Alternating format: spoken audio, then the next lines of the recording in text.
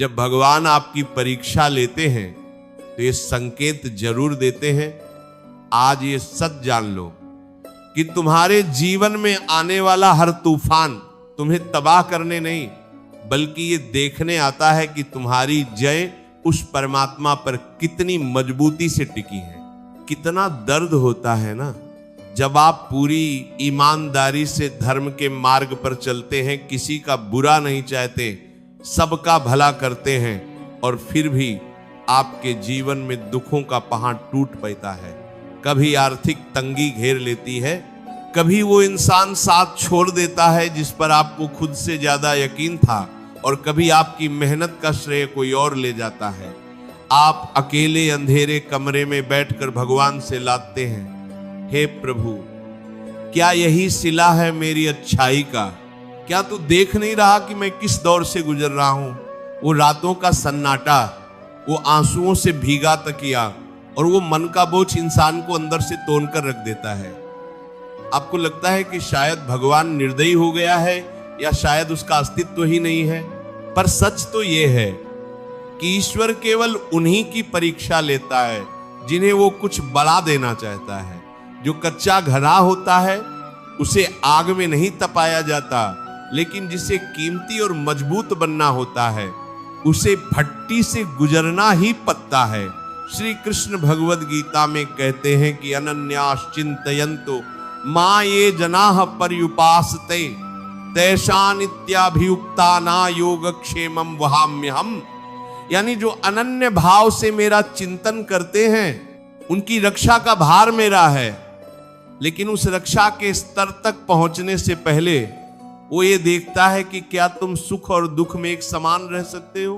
परीक्षा का मतलब तुम्हें सजा देना नहीं, बल्कि तुम्हारे भीतर छिपे हुए धैर्य और विश्वास को जगाना है। जब सब कुछ सही चल रहा हो तब तो कोई भी राधे राधे कह लेगा।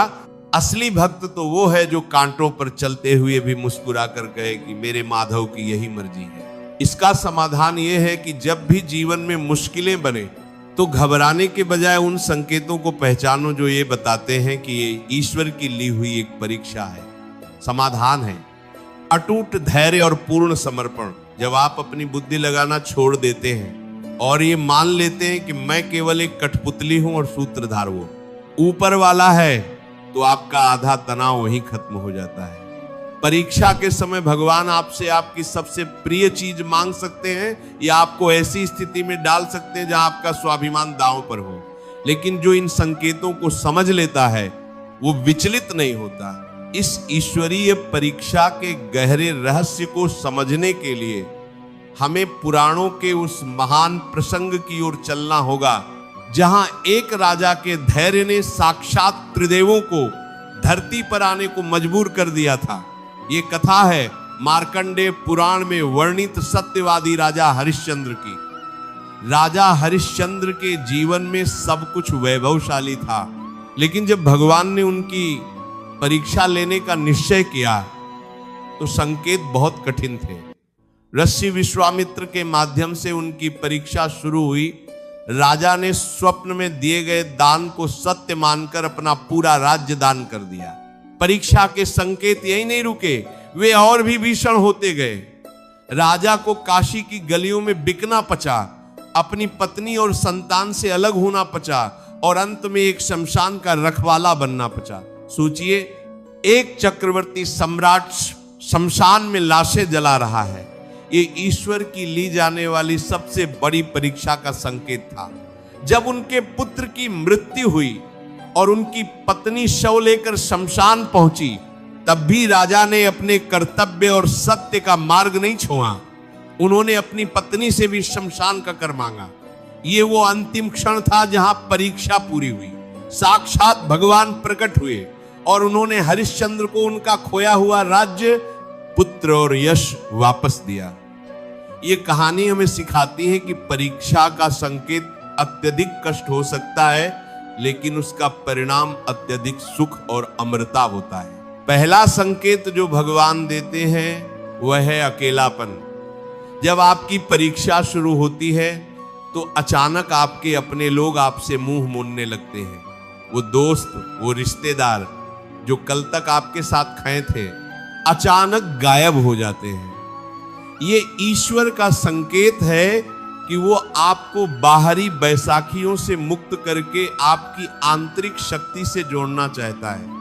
वो चाहता है कि आप केवल उसी का हाथ थामें, क्योंकि इंसान का हाथ कभी भी छूट सकता है, लेकिन उस सामरे का हाथ कभी नहीं छूटता।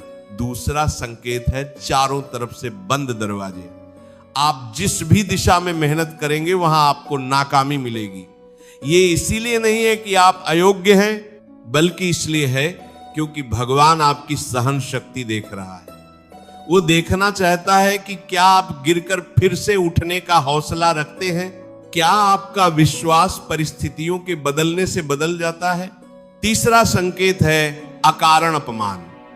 जब आप सही हो और फिर भी दुनिया आपको गलत ठहराए, जब आप पर झूठे आरोप लगे, तो समझ लेना कि ये आपकी विनम्रता की परीक्षा है। श्री कृष्ण ने भी कितने अपमान सहे, लेकिन वे शांत रहे। अगर आप इस अपमान को पीकर मुस्कुरा सकते हैं तो समझो आप परीक्षा में पास हो रहे हैं। चौथा संकेत है प्रार्थना का असर न होना। आपको लगेगा कि भगवान बहरा हो गया है, वो आपकी सुन ही नहीं रहा। लेकिन याद रखिए, जब स्कूल में परीक्षा होती है तो शिक्षक मौन रहता है, वो बोलता नहीं, केवल देखता है। वैसे ही जब आपकी परीक्षा चल रही होती है तो ईश्वर खामोश रहता है। उसकी खामोशी का मतलब ये नहीं कि वो आपके साथ नहीं है, बल्कि वो ये देख रहा है कि बिना सुने भी आप उसे कितना प्यार करते हैं। पांचवा संकेत है मन में अचानक आने वाला वैराग्य और शांति। कष्टों के बीच भी यदि आपके मन के किसी कोने में ये आवाज आए कि सब मोह माया है, अंत में तो वही सत्य है, तो समझो ईश्वर आपको खुद के करीब खींच रहा है। ये संकेत है कि अब आपकी रूह दुनिया के शोर से थक चुकी है और परमात्मा के संगीत की ओर बढ़ रही है। रिश्तों की सच्चाई भी इसी परीक्षा से पता चलती है। जो धोखे आपको मिलते हैं वो ईश्वर का तरीका है आपकी आंखों से पर्दा हटाने का। वो आपको उन लोगों की असलियत दिखाता है जिन्हें आप अपना सब कुछ मान बैठे थे। सफलता का रास्ता भी इन परीक्षाओं के कांटों से भरा होता है। बिना परीक्षा के मिली सफलता कभी स्थायी नहीं होती, लेकिन जो परीक्षा देकर तप कर निकलता है उसे दुनिया की कोई ताकत नहीं डिगा सकती। धैर्य रखिए, क्योंकि जो भगवान आपको परीक्षा की आग में डालता है वही शीतल हवा बनकर आपको बचाता भी है। विश्वास रखिए उस द्वारकाधीश पर। उसने कभी किसी की मेहनत और किसी के आंसू कर्ज नहीं रखे। वो ब्याज समेत सब वापस करता है। बस ये याद रखिए कि परीक्षा जितनी बड़ी होगी इनाम उतना ही भव्य होगा। मानवीय अनुभव हमें सिखाते हैं कि जिन पलों में हम सबसे ज्यादा टूटते हैं उन्हीं पलों में हमारा वास्तविक निर्माण होता है। किस्मत का रोना वो रोते हैं जिन्हें अपने कर्मों पर भरोसा नहीं होता। आप तो कृष्ण के योद्धा हैं। अपने कर्म करते रहिए, परिणाम की चिंता उस पर छोड़ दीजिए। वो समय का स्वामी है, उसे पता है कि कब आपको कौन सी चीज देनी है। प्यार और करुणा को अपना हथियार बनाइए। परीक्षा के समय मन कौवा हो जाता है, नफरत भर जाती है, लेकिन अगर आप उस समय भी दूसरों का भला सोच सकें तो आप साक्षात देवता बन जाते हैं। अपनी पिया को प्रार्थना में बदल दीजिए। जब आप रोते रोते भी राधे राधे कहते हैं तो वैकुंठ का सिंहासन डोल जाता है। मेरे प्यारे साथियों, हार मत मानना। अगर आज आपके साथ सब कुछ बुरा हो रहा है तो समझ लीजिए कि आपकी परीक्षा का अंतिम चरण चल रहा है।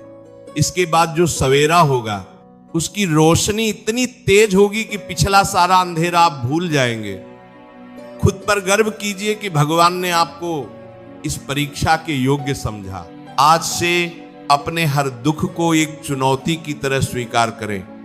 कहिए उस ईश्वर से, प्रभु तू जितनी चाहे परीक्षा ले ले, मेरा हाथ मत छोड़ना। और देखिएगा जैसे ही आप हार मानकर उसके चरणों में गिरेंगे वो आपको अपनी गोदी में उठा लेगा। विश्वास रखिए, जो होता है अच्छे के लिए होता है। आज की ये परीक्षा कल की वो सफलता बनेगी जिसका उदाहरण दुनिया देगी।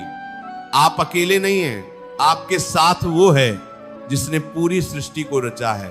उसकी योजना आपकी कल्पना से कहीं ज्यादा सुंदर है।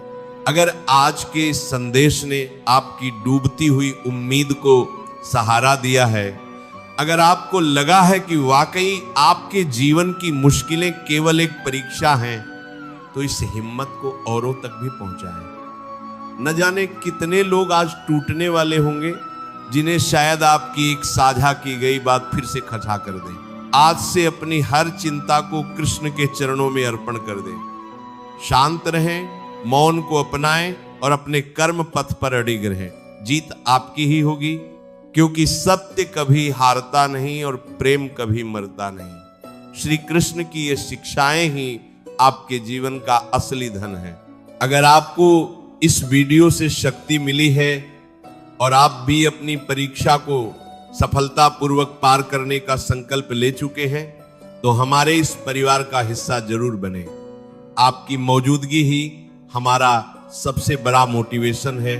अपनी श्रद्धा और अपने अनुभव को व्यक्त करने के लिए कमेंट में राधे राधे जरूर लिखें। आपके एक एक कमेंट से हमें महसूस होता है कि हम इस आध्यात्मिक सफर में साथ साथ चल रहे हैं। चैनल को सब्सक्राइब करें, इस वीडियो को लाइक करें और उन सभी तक पहुंचाएं जो आज अपनी जिंदगी की कठिन परीक्षा से गुजर रहे हैं। कमेंट में राधे राधे लिखें, सब्सक्राइब करें और अंत में राधे राधे, जय श्री कृष्ण।